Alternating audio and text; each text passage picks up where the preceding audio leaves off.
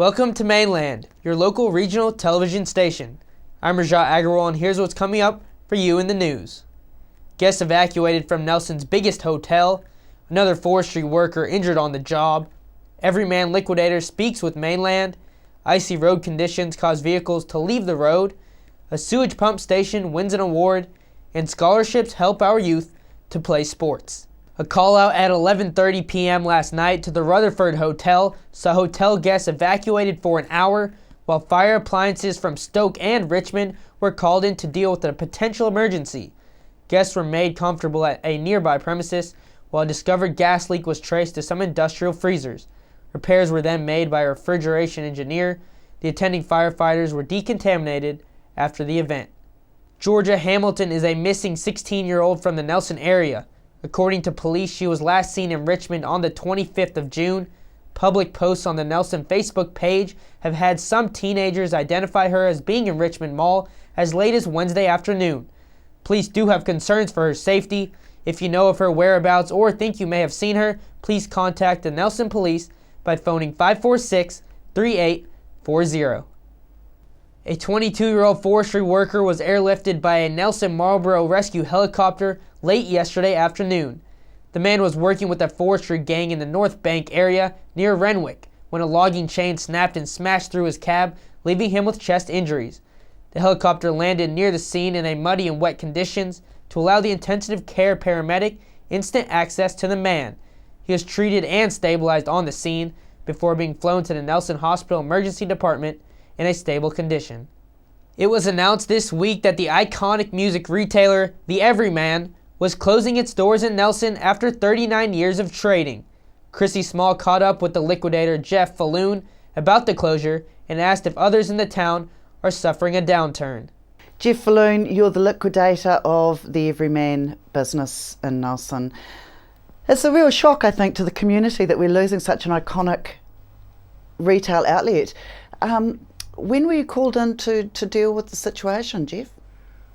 Well, I had a few meetings with Greg Shaw in the weeks leading up to this because people need to know their options really, and certainly even then we're talking about liquidation, but people need to know what the liquidation process entails, and so yeah, we were looking at different options, but even then it did seem to be the only one with a business that was failing in revenue, I suppose you'd have to say.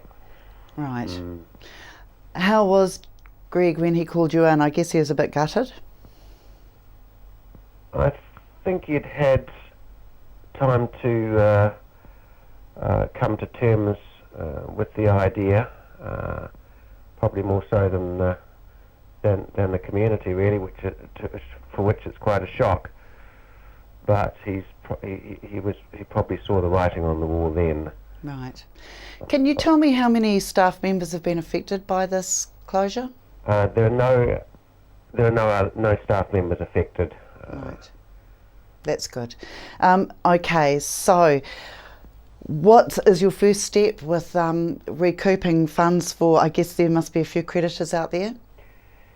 Yes, well the duties of a liquidator entail a reporting duty, so I need to get the facts together, how much is owed and what the assets of the company is, and produce a report for creditors, but also need to figure out how to get the maximum value for creditors. Okay. That's the plan at the moment. So Jeff, do you know how many creditors are owed money at this stage? No, I don't. Right. Okay, so are you still waiting for people to come forward to... I'm waiting really for information from Greg and the accountant, so I can establish well, at least a broad brush. I mean, it's publicly advertised as well. Right. So that if I don't mail out to all creditors, then they should see the public notice and present their claims to me anyway. Right, okay. Right, okay. So Jeff, in the instance of a business that's starting to fail, as a biz rescue person. What do you suggest people do? If there's in a particular retail, Yeah. if sales are dropping, your biz rescue, that's your other business. What do you look at when you first are approached by a business like that? Well, you really have to let the facts speak for themselves. You have to, and in this case, it's numbers. It's a cash flow projection normally. Mm-hmm. So you really have to get real about the business, because obviously there's a lot of emotional investment in a business, and often people just don't want to let it go and keep pouring more and more money into it. But a cash flow projection will depict the reality of the situation. In other words, is profit rising as we look forward into the next year or two, or is Right. it dropping? In other words, what is the future for that business? Yeah. And the numbers will tell the story. Okay. I mean, you base it on various assumptions, and they might be right or wrong too, but generally that's the picture you try and paint. Jeff, are you dealing with many businesses in Nelson at the moment? In that capacity? I have 11 companies on my books at the moment. Right. So you're a busy man. I am busy, yes. Yeah. Okay. So do you think at this time there seem to be a few businesses going out of business? Is there a real economic downturn in Nelson? Yeah, it's hard to say. I mean, if you look only at me, you start to get a bit gloomy, but then again, there are dozens of accountants out there looking after hundreds, if not thousands, of prosperous clients.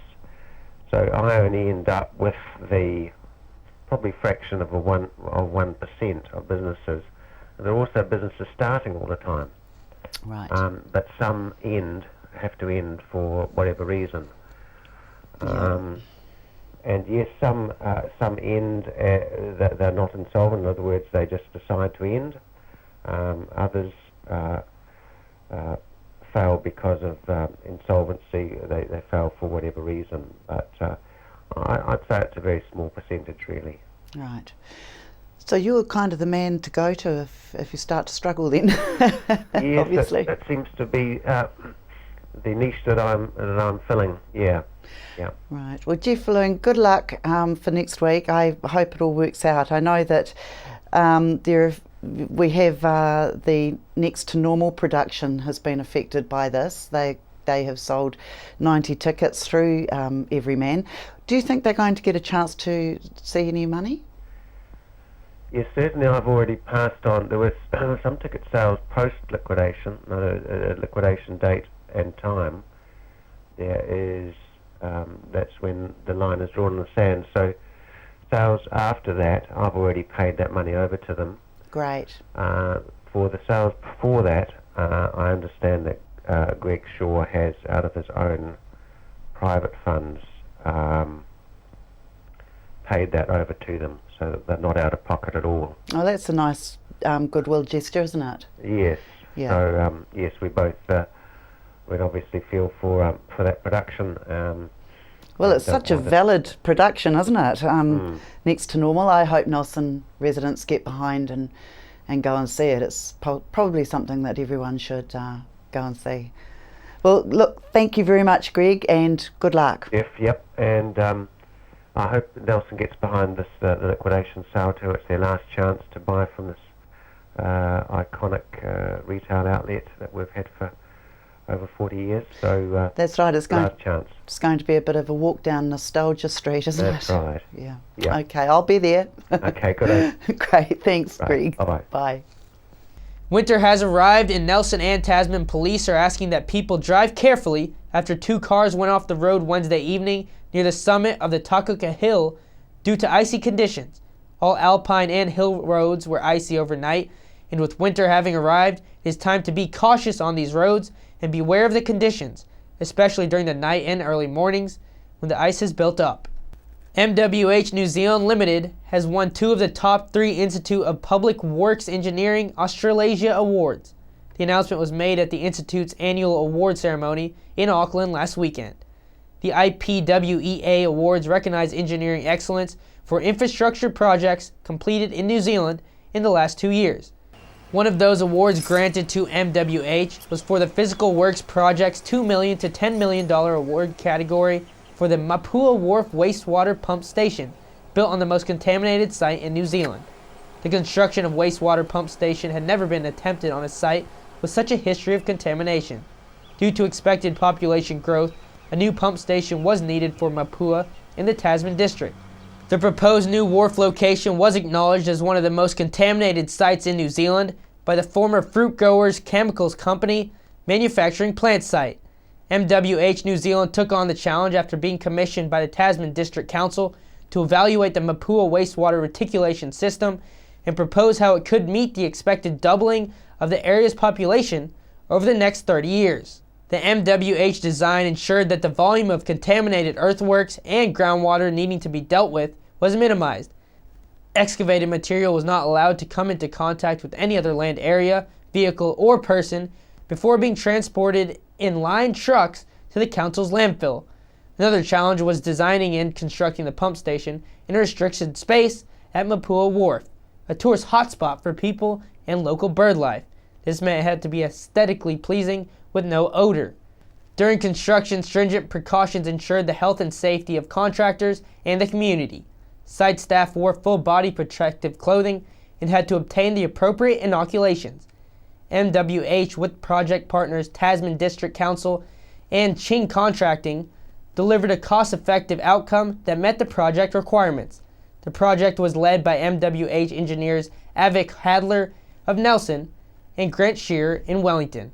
Sport Tasman's Sport Start program is a funding initiative designed to assist children from families that are unable to participate in sports and physical activity due to financial constraints. The grants given are paid directly to a sports club or school and are $30 per child ages 5 to 12 and $50 per child ages 13 to 18, with no one receiving more than a 2-year grant.